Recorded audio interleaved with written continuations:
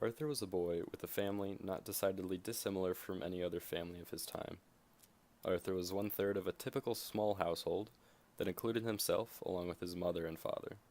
They were a normal family, not like one of those TV families who professed their love to each other and immediately ended any argument, but they were happy. Sometimes mom and dad would fight, but Arthur always knew it would be okay in the end. Then, one day, they stopped fighting.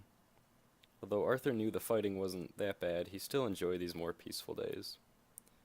After some time without the fighting, something else changed.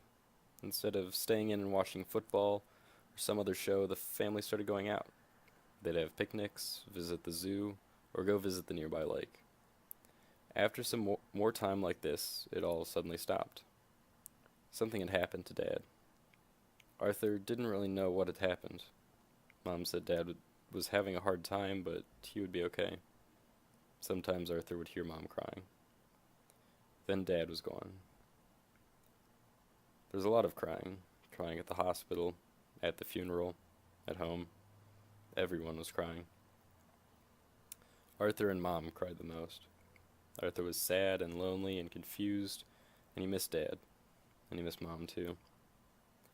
After a bit, Mom came back, and Arthur loved her, and she loved him. Arthur went back to school, and Mom went back to work, and Granny and Gramps went back home. But Arthur wasn't the same. While the tears had stopped, the crying continued. Arthur was defeated by the sorrow and the grief. Unable to have fun or study, Arthur saturated himself with all forms of entertainment in a tragic attempt to escape reality. Yet every time he saw a father on TV, the tears somehow managed to flow again. In the midst of his attempt to forget life, Arthur decided to pursue a change of scenery. He'd been shut up in his room for some time now and decided it may help to go outside and do some stargazing. Stargazing was one of Arthur's favorite activities to do with Mom and Dad, and Arthur missed it dearly. Mom had seemed tired, so Arthur let her sleep as he went out back. This night turned out to be a perfect one for stargazing. There were no clouds in the sky, and a warm summer breeze blew past Arthur as he wandered through the stars. Arthur had begun to get a bit drowsy when he noticed the Perseus constellation. It had been Dad's favorite. Just as Arthur thought the tears were coming back, the stars began to move. They formed a face. As Arthur watched, the face came together. It was Dad.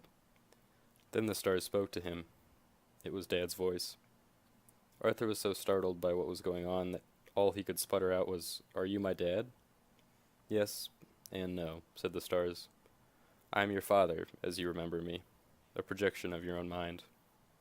As Arthur began to recover from the initial excitement of his current situation, he was able to have a conversation with Dad. They talked through the night, and all of a sudden the sun was up and Dad was gone again. But this time Arthur felt different. He wasn't sad or lonely or confused as he had been the last time Dad left. He felt happy. He didn't know whether last night was real or a dream, but it had been profound all the same. Arthur now realized that Dad wasn't really gone. He was there with Arthur all the time. He was there when Arthur watched Dad's favorite show on TV. He was there when Arthur passed by the lake where Dad had taught him to fish. He was there in the little moments when Arthur thought of him every day. Dad was there in the memories and the love he had bestowed upon Arthur and all those around him. Dad was never really gone.